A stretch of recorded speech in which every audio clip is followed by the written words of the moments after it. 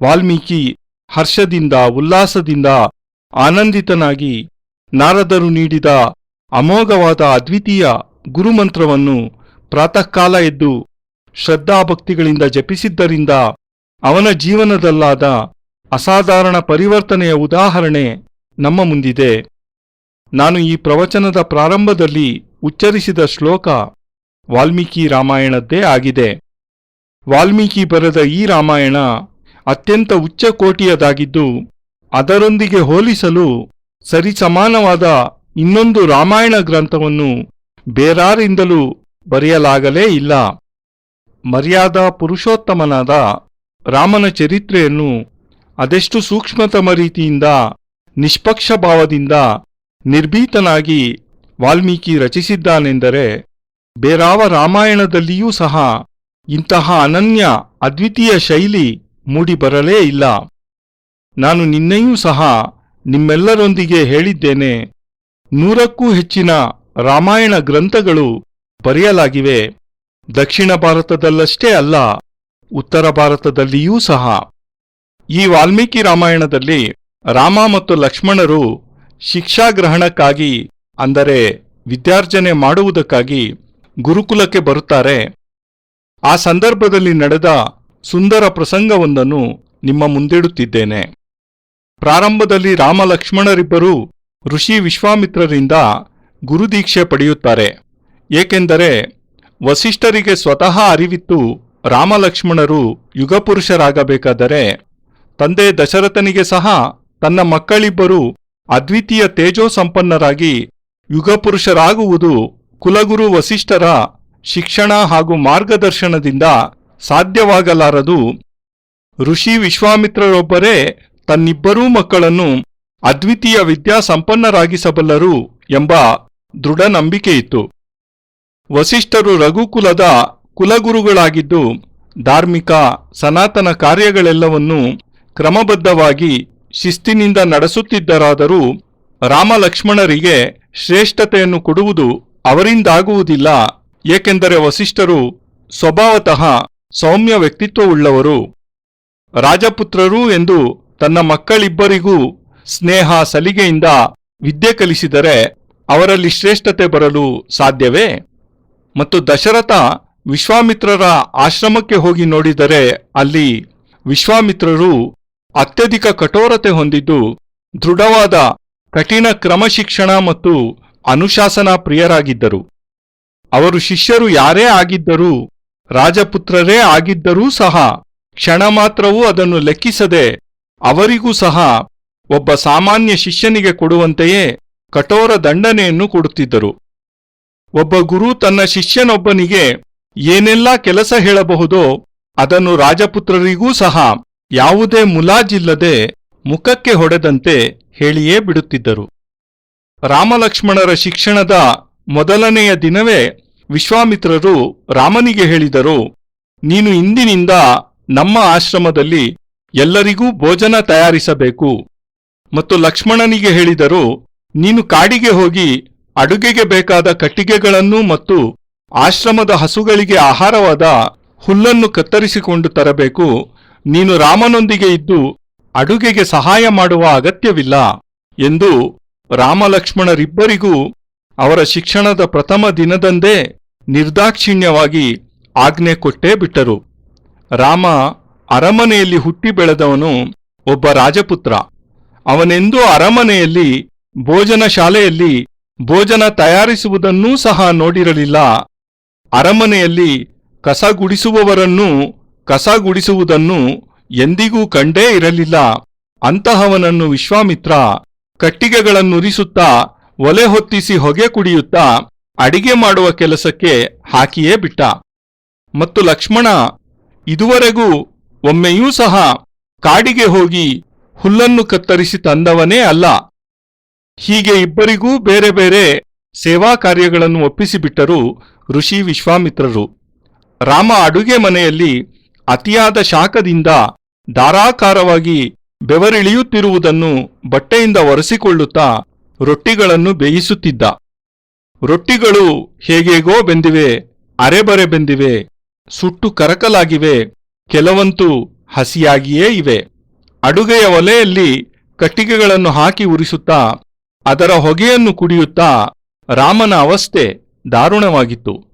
ಇದಲ್ಲದೆ ವಿಶ್ವಾಮಿತ್ರನ ಆಶ್ರಮದಲ್ಲಿರುವ 60-70 ಮಂದಿ ಶಿಷ್ಯರಿಗೆಲ್ಲ ಒಬ್ಬನೇ ಭೋಜನದ ವ್ಯವಸ್ಥೆ ಮಾಡುವುದಕ್ಕಾಗಿ ರಾಮನಿಗೆ 6-7 ಗಂಟೆಗಳ ಸಮಯ ಬೇಕಾಯಿತು.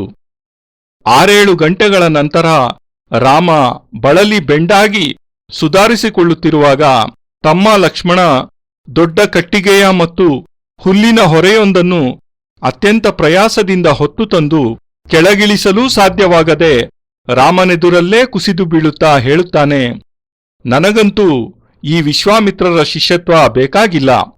ಈ ರೀತಿ ಮಣಬಾರ ಕಟ್ಟಿಗೆಗಳನ್ನು ಕಾಡಿನಿಂದ ಪ್ರತಿನಿತ್ಯ ಹೊತ್ತು ತರುವುದೇ ಶಿಷ್ಯತ್ವ ಎನ್ನುವುದಾದರೆ ಇಂತಹ ಶಿಷ್ಯನಾಗುವುದು ನನಗೆ ಇಷ್ಟವಿಲ್ಲ. ಈ ರೀತಿಯ ಶಿಷ್ಯತ್ವ ವಿಶ್ವಾಮಿತ್ರರೇ ಸ್ವತಃ ತಮ್ಮಲ್ಲಿಯೇ ಇಟ್ಟುಕೊಳ್ಳಲಿ, ನನಗಂತೂ ಖಂಡಿತ ಇದು ಬೇಕಾಗಿಲ್ಲ.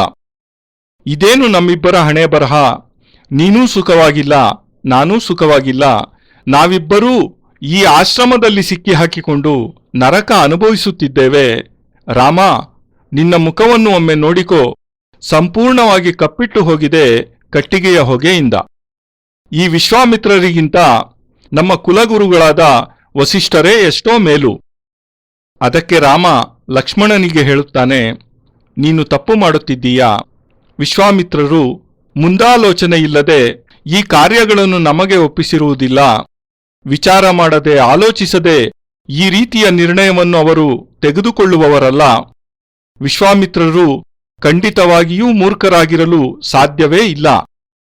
ಸಂಜೆ 4 ಗಂಟೆಯ ಸಮಯ ಮತ್ತು ರಾಮ ಲಕ್ಷ್ಮಣರಿಬ್ಬರೂ ಸ್ನಾನ ಮುಗಿಸಿ ಗುರು ವಿಶ್ವಾಮಿತ್ರರ ಪ್ರತೀಕ್ಷೆ ಮಾಡುತ್ತಾ ಕುಳಿತಿದ್ದಾರೆ.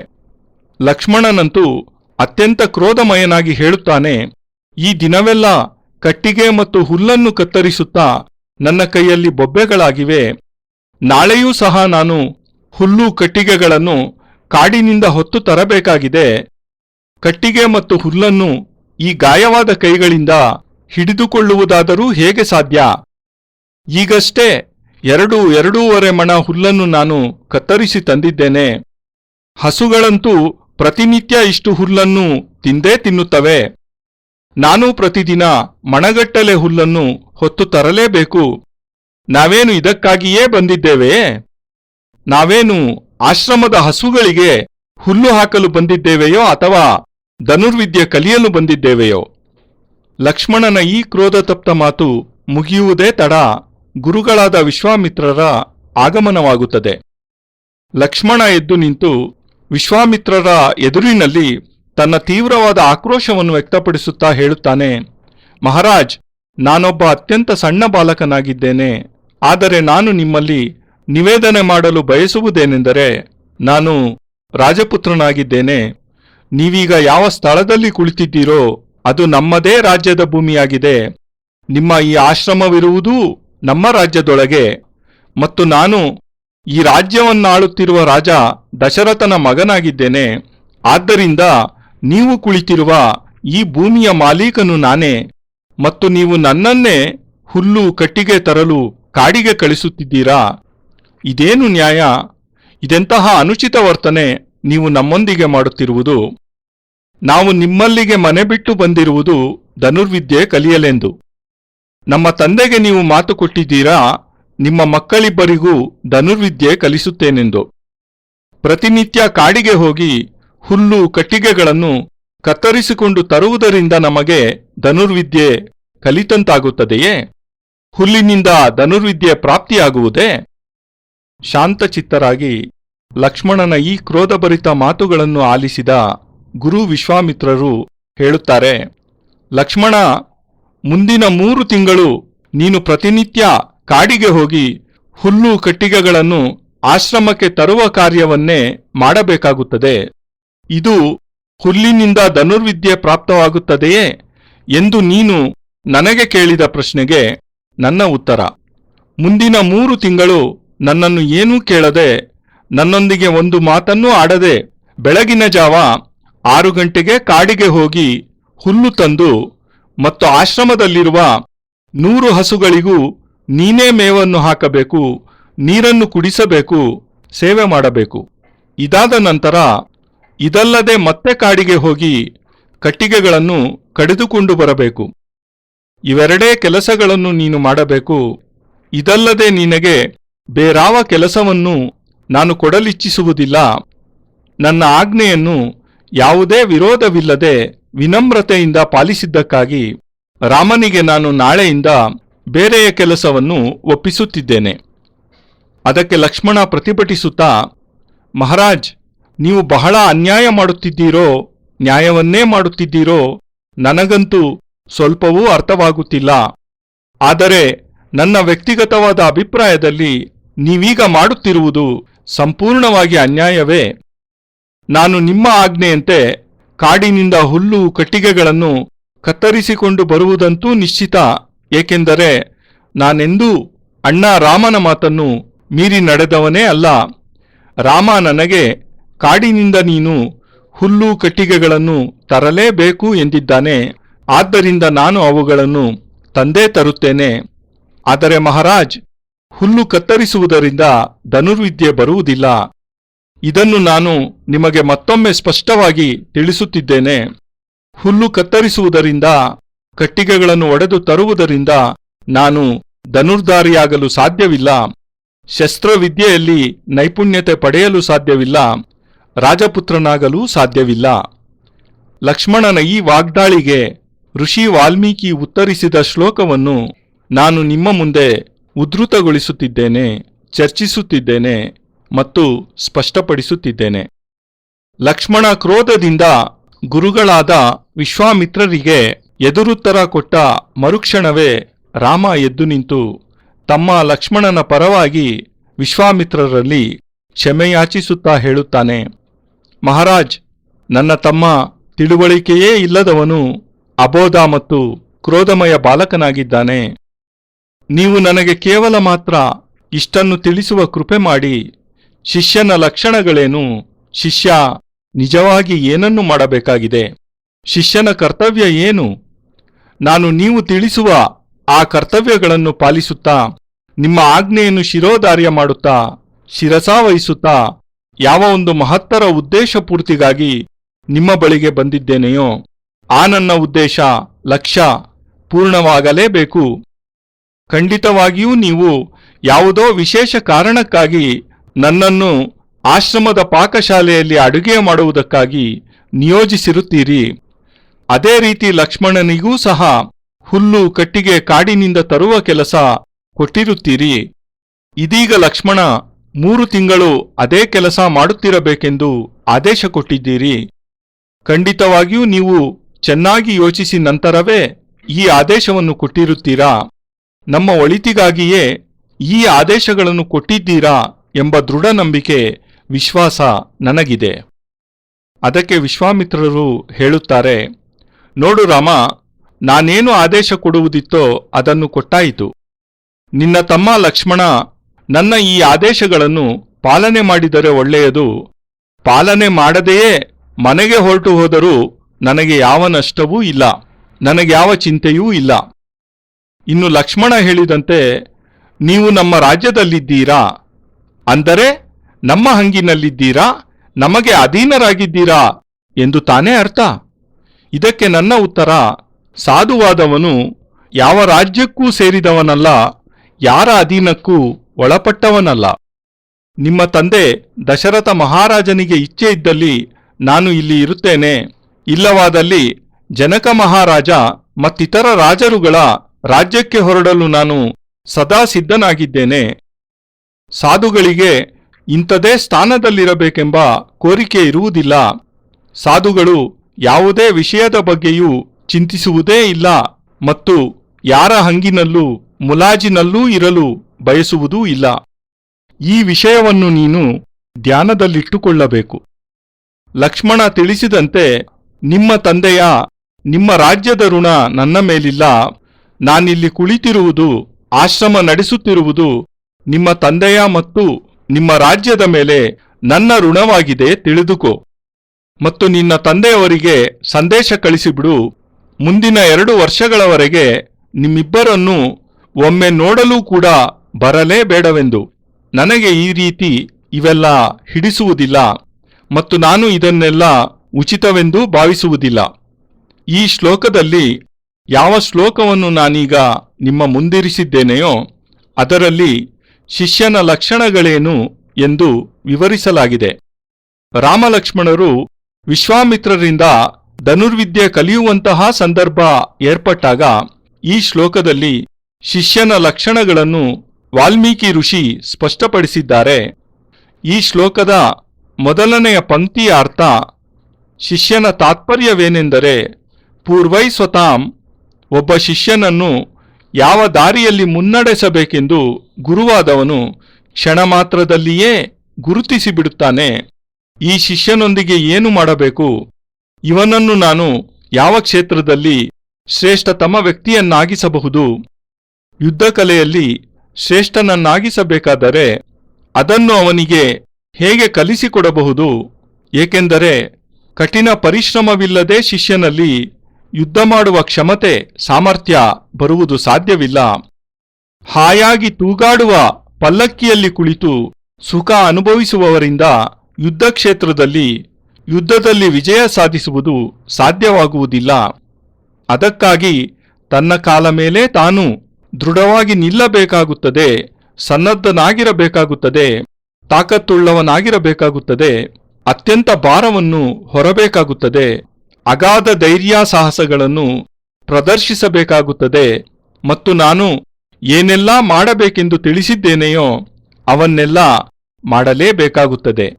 ಲಕ್ಷ್ಮಣ ಅವನಿಗೆ ಒಪ್ಪಿಸಿದ ಕೆಲಸದ ಬಗ್ಗೆ ಅದೆಷ್ಟು ಅಸಭ್ಯಕರವಾಗಿ ಅಭದ್ರತೆಯಿಂದ ಮಾತನಾಡಿದ್ದಾನೆಂದರೆ ಅದಕ್ಕೆ ಸರಿಯಾದ ಶಿಕ್ಷೆ ಅವನು ಅದೇ ಕೆಲಸವನ್ನು, ಯಾವ ಕೆಲಸ ಅವನ ದೃಷ್ಟಿಯಲ್ಲಿ ನಿಷ್ಪ್ರಯೋಜಕ ನಿಕೃಷ್ಟವೆಂದೆನಿಸಿದೆಯೋ ಅದನ್ನೇ ಮುಂದಿನ 3 ತಿಂಗಳುಗಳ ಕಾಲ ಚಾಚೂ ತಪ್ಪದೆ ಮಾಡಬೇಕಾಗುತ್ತದೆ.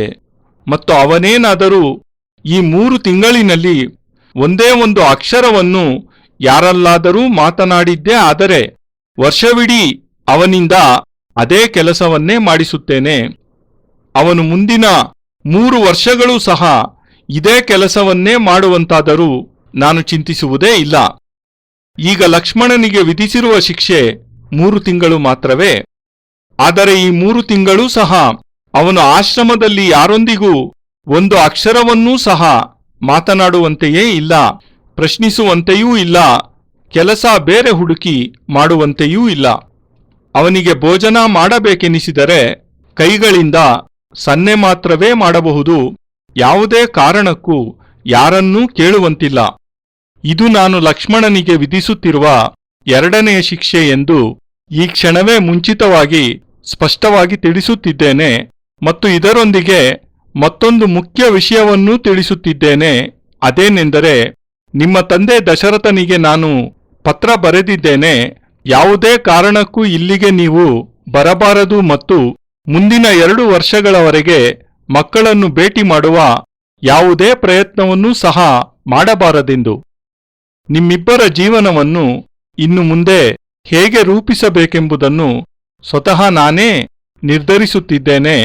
ಮತ್ತು ಇನ್ನೊಂದು ವಿಷಯವೇನೆಂದರೆ, ರಾಮ, ನೀನು ಈಗಷ್ಟೇ ಶಿಷ್ಯನ ಪರಿಭಾಷೆಯೇನು, ಕರ್ತವ್ಯಗಳೇನು ಎಂದು ನನ್ನನ್ನು ಕೇಳಿದ್ದೆ.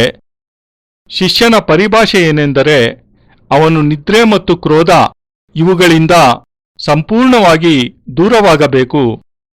ನಿದ್ರೆ ಅವನ ಬಳಿ ಸುಳಿಯಲೂ ಅವನು ಬಿಡಬಾರದು. ಅವನು ನಿದ್ರೆಯ ಗುಲಾಮನೆಂದಿಗೂ ಆಗಲೇಬಾರದು. ನಿದ್ರೆ ಅವನ ಗುಲಾಮನಾಗಬೇಕು.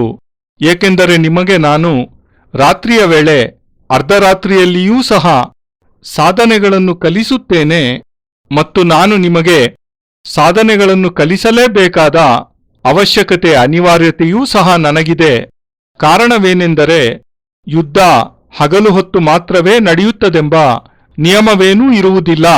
ರಾತ್ರಿಯ ಸಮಯದಲ್ಲಿಯೂ ಸಹ ಯುದ್ಧ ನಡೆಯಬಹುದು.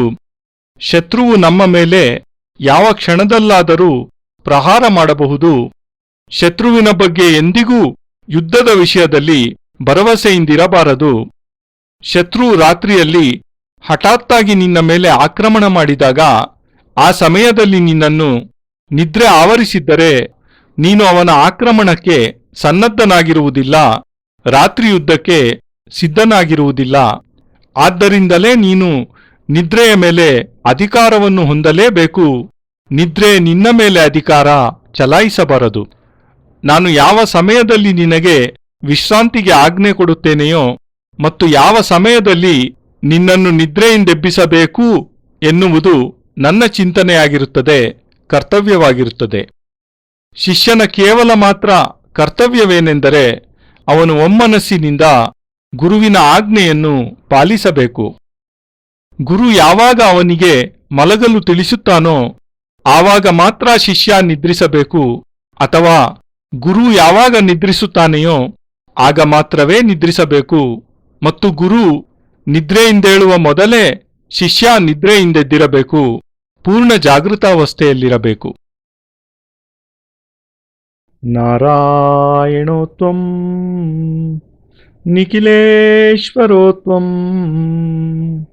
ಮಾತಾ ಪಿತಾ ಗುರು ಆತ್ಮಾ ತ್ವಮೇವಂ ಬ್ರಹ್ಮಾ ತ್ವಂ ವಿಷ್ಣುರುದ್ರ ತ್ವಮೇವಂ ಸಿದ್ಧಾಶ್ರಮೋ ತ್ವಂ ಗುರುವಂ ಪ್ರಣಮ್ಯಂ ತ್ವಮೇವ ಮಾತಾ ಚ ಪಿತಾ ತ್ವಮೇವ ತ್ವಮೇವ ಬಂಧುಶ್ಚ ಸಖಾ ತ್ವಮೇವ ತ್ವಮೇವ ವಿದ್ಯಾ ದ್ರವಿಣಂ ತ್ವಮೇವ ತ್ವಮೇವ ಸರ್ವಂ ಮಮ ದೇವ ದೇವ ತ್ವದೀಯಂ ವಸ್ತು ನಿಖಿಲಂ ತುಭ್ಯಮೇವಂ ಸಮರ್ಪಯೇತ್. ಜೈ ಗುರುದೇವ್.